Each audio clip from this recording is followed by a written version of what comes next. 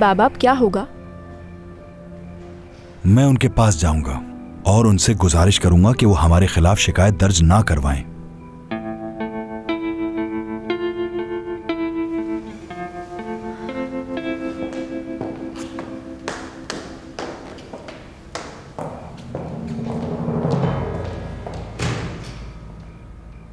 नसरीन कहाँ है?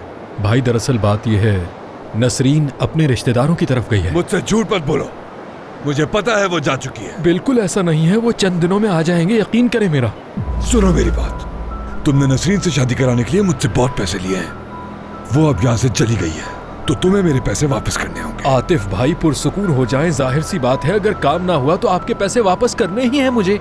जिम, तुमने मेरा मजाक बना दिया है। यहाँ हर कोई मुझ पर हंस रहा है। सब जानते हैं कि मैंने तुम्हारे बाबा को पैसे दिए थे और सब मेरा मजाक बनाते हैं कि लड़की को मैं पसंद नहीं आया।